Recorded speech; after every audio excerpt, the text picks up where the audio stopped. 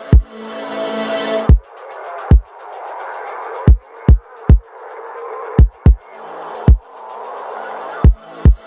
right. So welcome to the Queer Geek Cast, season 1.2, sort of season 1, first season at least as a webcast. We used to be a podcast. So this is where every week we'll discuss a new LGBTQ plus related geek culture topic. I'm Angel. I'm the admin of the Geekiary, which is the host website of this. And I am here today with Kate. Go ahead and introduce yourself. Hey, well, I'm Kate. Mostly I do the editing, or I mean, I like assist. Mostly I edit as opposed to write is what I mean. I've also started doing reviews for the Adventure Zone, which is a lot of fun. So my writing is exclusively gaming so far.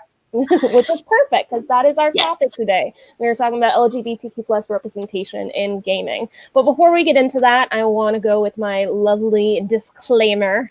Before we continue, as a reminder, views expressed on the Queer Geek Cast are those of myself as the host and my guests as individuals. They do not necessarily reflect the overall views of our host website as a whole. We are also recorded live, and though we try to be PG, sometimes profanity happens. Usually by me, because I'm a potty mouth. Also, I'm having a bit of a bad day, so if I slip up, that's probably why. So let's just launch right into the topic. And right away, it's going to become apparent why I wanted to have help during the gaming topic, because I'm not a huge gamer. My experience with video games specifically mostly involves things like Sims type games and Minecraft and then like cell phone games. But The Sims is one of the first ones that I ever experienced that had options to kind of play it a little queer. Pretty much every time I play Sims, I make lesbian houses. Like I can't play it any other way. Like I don't know what else to do. Like I start making characters, and that's just what I make. You can make men. What? Like, Why would you? I know. But The Sims has been progressive for a very long time on this topic. Like way back when I used to play the earlier versions. I don't know if it's Sims 1 or 2, but like this is back in high school. Male pregnancy was a thing. Of course, it was in the context of like they get abducted by an alien and like have an alien baby. So it wasn't exactly, super progressive, but it was still like something you could do. Yeah. Recent versions have gotten even more progressive. They allow you to select individual like masculine or feminine traits that are not tied to like if the character can get pregnant or get others pregnant.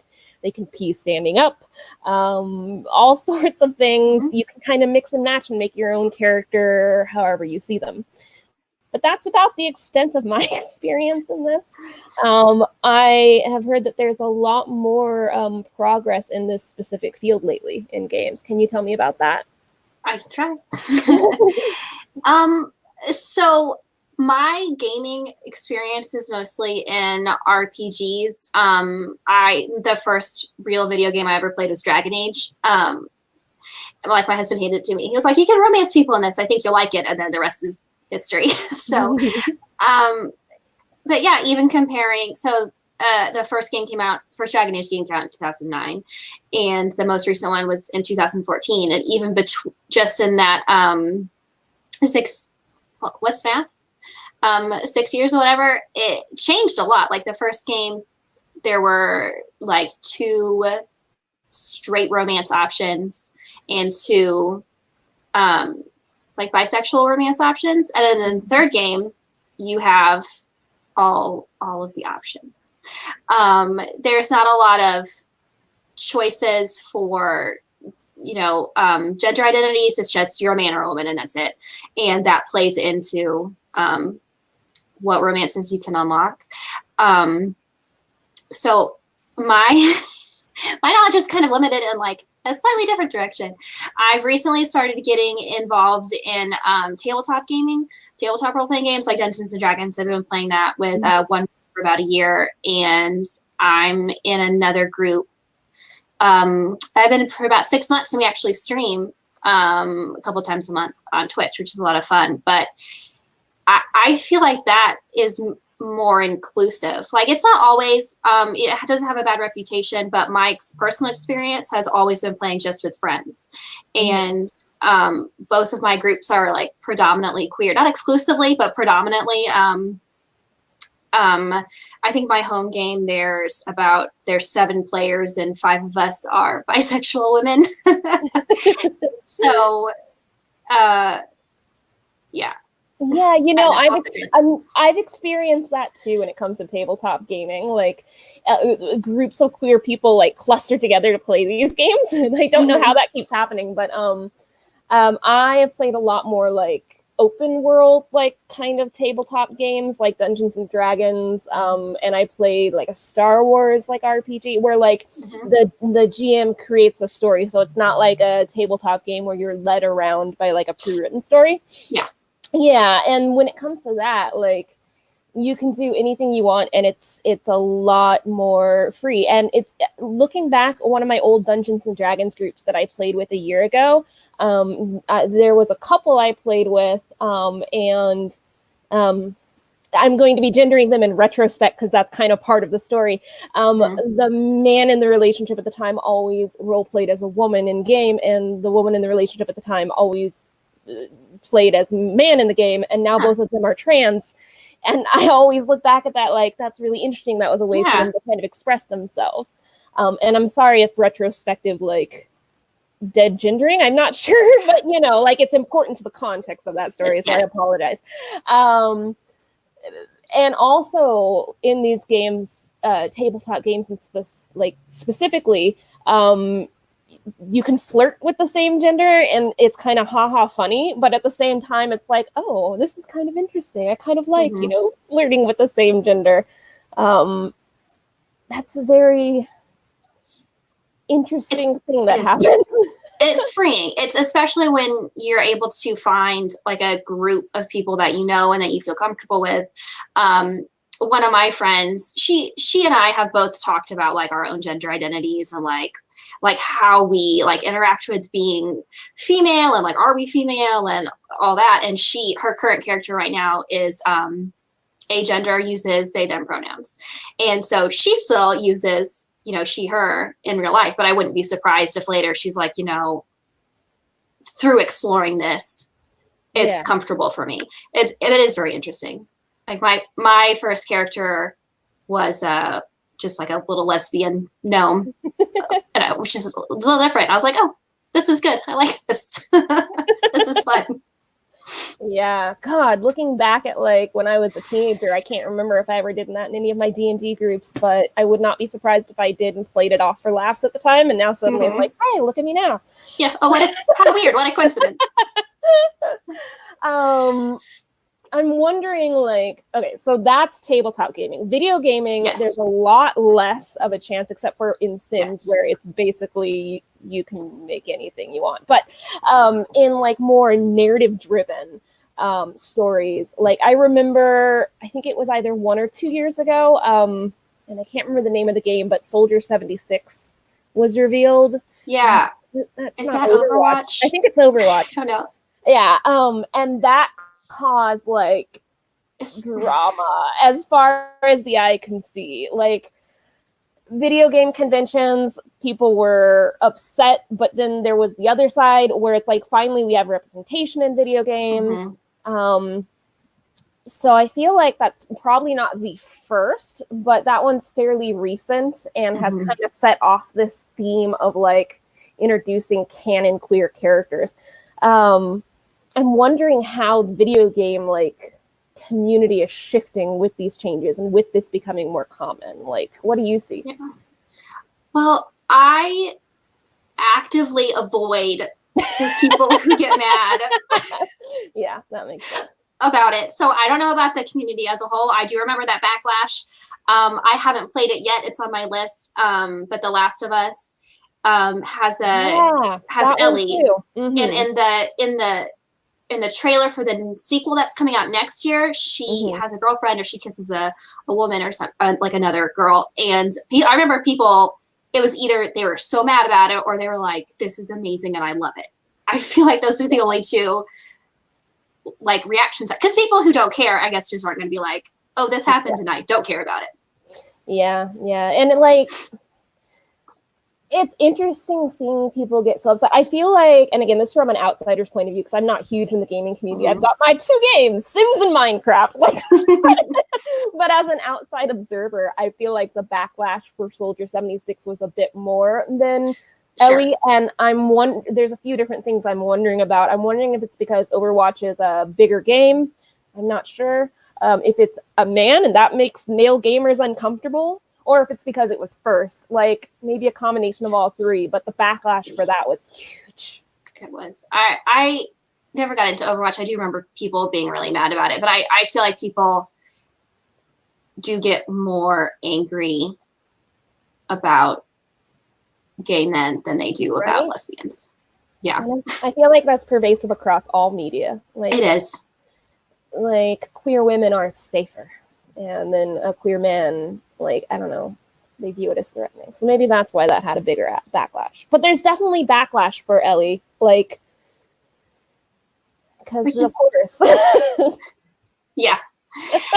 I don't know. I mean, I don't know, but it just looks really sweet. Like, I watched the trailer kind of, because I couldn't remember the details about it. So I, like, Googled it before we sat down to talk about it. And I was like, oh, that's what it was. But why were people mad about it? I don't know. But because I almost always play like the role-playing games. Like, I'm not gonna play just, I don't know, like, I'm not gonna play Madden, or I'm not gonna play football. I'm not gonna play like Call of Duty. Like, that stresses me out. I like to be a person and make choices and have my choices matter in the game. So I feel like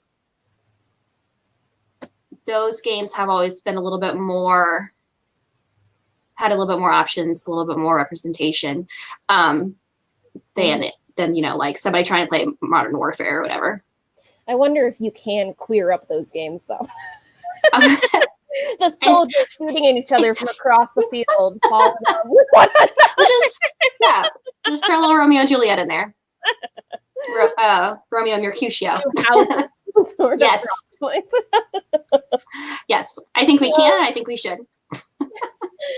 Oh, I feel like queering games is something that we can do, because we queer narratives when it comes to television. So pretty much anything can be viewed through a queer lens. But it is good to see like game companies actually make it canon. It's not just us like fanning things. Yes, it's one thing to watch something and be like, oh, that guy's probably gay, but they're just not talking about it. Versus, I just finished yesterday The Outer Worlds, because it came out at the end of last month, and it's another RPG. It's by the Obsidian, the people who made Fallout New Vegas, and I think the original Fallout. And I was talking to one of the companions. I was like, oh, she's really cute. She's really sweet. And she's smart, and I hope there's romance in this game so I can romance her. And then there's a whole conversation you can have with her where she talks about she's just not interested in sex. She was like, I never have been, not like other people are. She doesn't say I'm asexual, but she says I'm not interested in having sex, and not everyone has been understanding about that. And like the response options, one of them is, oh, I feel the same way, which is cool also. And then one of the options was, now I can't remember what it was specifically, but the one I chose was basically like, I understand, I'm sorry people have been like that. And her like companion quest is to help her get ready for a date with another female engineer. That's super cool. So like asexual, but like possibly bi or homo-romantic. So that kind of breaks apart the sexual and romantic orientation. We talked about that a lot in the asexual episode that we recorded last week. And that's super interesting because when it comes to asexuality, that's even more rare on television. And I've talked about this in every single episode that I've recorded. So the people watching these episodes are going to be like, not again. But the GLAAD media survey that specifically focused on television, 10.2% of all the characters on the TV shows that they monitored were part of the LGBT community. One of them was ace out of all of them. And that one ace character is not returning. And then Yeah, so it's going to go down to 0. 0% of characters on television are ace. And then there was an opportunity for an ace character in Riverdale, but they sexualized him, Jughead, you know. So they erased that. So asexuality is even more rare than just general LGBTQ plus representation. So that's really cool that it's in that game. And now that I'm thinking about the one game I play, you can have the option to like make Sims not romantic at all too. Oh, well, there you go. I usually play my lesbian Sims though, so I make them romantic so that they're like happy little lesbian house. But I could make an ace character if I wanted. Yeah, and especially because the stereotypes are so awful, and she was such a warm, sweet character who falls in love with another sweet character. I'm not ace, so I can't really say, oh, this is great representation, but it was very good, and it was just super nice to see. It sounds good to me. I mean, I'm part of the ace like spectrum, like you know, there's some diversity when it comes to asexuality in general, but it sounds good to like have a character put it that way. And an interesting thing about asexuality is that it's another situation where you can project onto characters. Like if a character does not show that they're interested, you can be like, a headcanon, this character is asexual or aromantic. But to have it actually confirmed in the dialogue like that, where it makes it like inarguable, like this character, you know, they didn't say the word asexual or ace or anything, but this character has specifically put into words that they are ace spectrum. That's super awesome.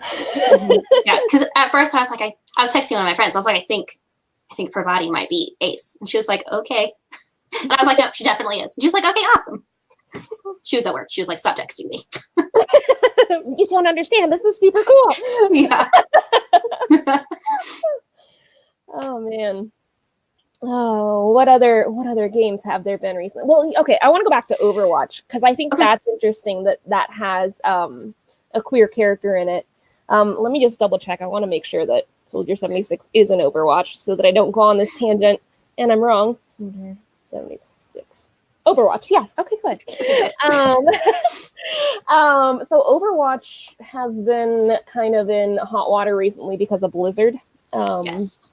Blizzard banned some pro-Hong Kong comments. They banned a player, Blitzchung, from playing because he made some pro-Hong Kong comments.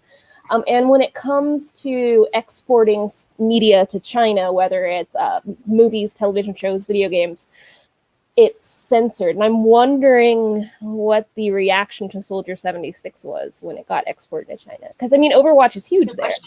Yeah. I don't know, but like a lot of times movie studios, like which is the context I know things being exported to China, movie studios will avoid having blatantly queer characters because they won't get past the censors in China. But I feel like the bigger issue right now is going to be that they're adopting the character Mei as a pro-Hong Kong symbol. So, but I'm really curious if Soldier 76 caused problems when that happened. Well, how did they confirm? Is it in the game or was it just? I don't even know if there's a story in it, or are you just fighting each other? I don't know. I don't know. Oh no, we need the third person. Yeah, right. Oh well. But because if it was just in like external, like for the points, like our character is gay. Yeah, you can play as him, and then that would just wouldn't make it over. Yes. Which is a whole lot of frustrating. But yeah, if they J.K. Rowling that character, that would be super, super frustrating because you shouldn't get points for like after the fact. Oh yeah, by the way, this character was gay. There was no hint of it on screen whatsoever, but give trust us. Woke points. Yeah, woke points. Give us. But if they did that, that might explain how it gets through the censors in China and makes me even more like angry at Blizzard for all the crap they've been pulling lately. We are never going to get any free samples of anything from Blizzard ever because of how much I crap talked them at the We're not. It's totally fine. Of all the things we could get free samples of. I know. I have taken them to task. Like, if you see how many articles I've written about the whole Blitzchung thing, oh my God. Yeah. But anyway. whatever. Sometimes you just got to do it. Yeah.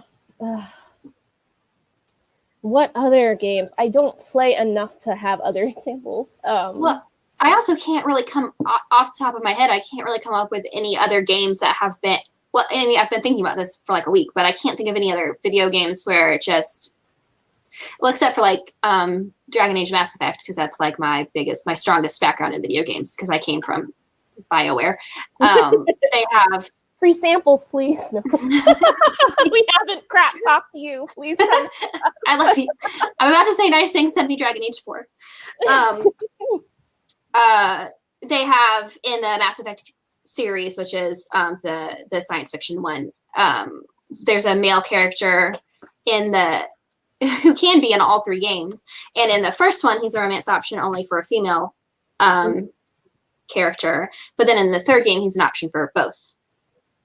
And so that's canonical. That's not them going for woke points after the fact. Right. You can, yeah. I like to think just sort of like as he grew up, not as he grew up because he was an adult the whole time, but like there's a few years between the first game and the third game. So in that time, he sometimes you don't realize it when you're a teenager, like you realize that when you're an adult. I was an adult. So like, oh, I am not straight. Now things make sense. Dragon Age, there's a lesbian character in the third game. I would not say she's the best written, but if you try to like flirt with her as a man, she's like, that's disgusting, get away from me. Which is pretty interesting. Yeah, I'm curious, why is she not well written? Like what, like specifically in regards to representation, or just in general as a woman character? Both kind of I don't know which writer was in charge of her, but there's a lot more. She also is not neurotypical. I don't think she's not really presented that way. And a lot of the interactions you can have with her are mean. Like you can be a lot more mean to her than you can be to the other characters. And there's a lot more options for you to be like, you have to leave and you can't kick anyone else out, as far as I remember. Dragon Age Inquisition has a trans man in it also. And it's sort of presented as just like, this is just like he makes a joke about it, and it's just how he is. And again, you can kind of respond in a shitty way, but if you don't choose that dialogue option, then it's just who he is, and no one misgenders him, and he's like a part of a community that's loved and he's supported, and a lot of us really love him.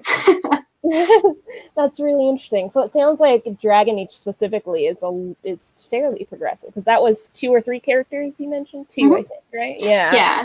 There. And then one of the main love interests is a very large man with horns. Zakinari. He's played by Freddie Prinze Jr. as the voice actor. He's literally a romance option for every option of player character that you can be. So he's the pansexual option, I like to say. So that's 3 characters. Yeah. There's a gay man, and there's just a lot. He's who, if you flirt with him as a female, like Inquisitor main player character, he's kind of like, oh well, thanks. Now stop it.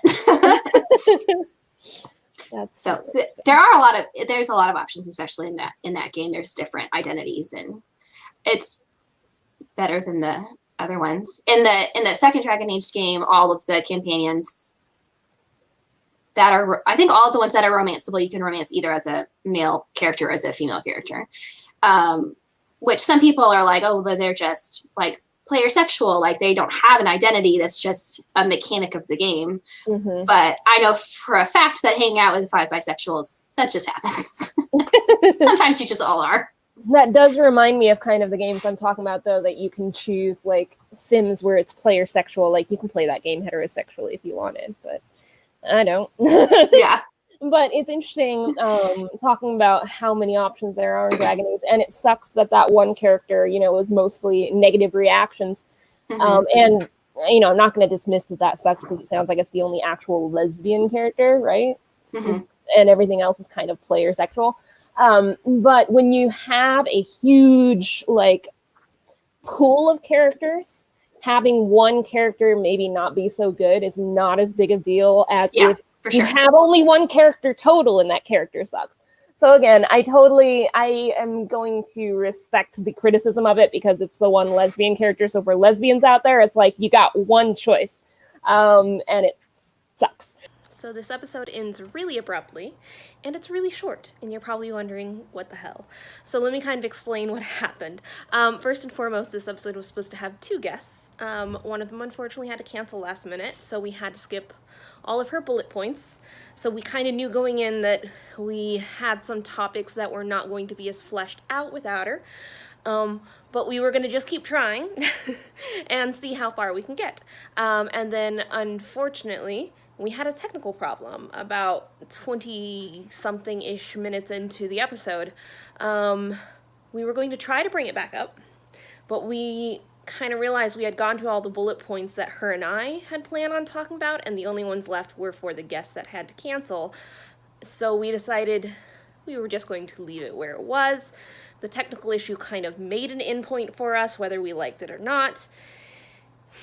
And there you go. We got a short episode with an abrupt ending, so I apologize. But I do want to thank Kate for being part of the team, being on the episode. She's one of our newer editors, and I'm glad we can cover all this ground in regards to gaming, both video games. Now my cat is being loud during this conclusion because of course, and tabletop games. So thanks to her. And as usual, I want to thank you guys all for watching. Hopefully this will be the only time we have technical issues that do this to us for this show. If you want to continue to support us, go to the host website, The Geekiary. That's TheGeekiary.com. You can go ahead and be part of our Patreon to help support the website, or just to view the other content that we have available there. It's our host website. You can also find us pretty much everywhere on social media. TheGeekiary. That's on YouTube, where you're probably watching this. Twitter, Facebook, Instagram, Pinterest, everywhere. And continue watching the Queer Geek Cast, where you can have fun topics explored every week regarding LGBTQ plus representation in geek media, and hear my cat loudly meowing in the background, interrupting us pretty much every week. So thanks for tuning in, and have a great day.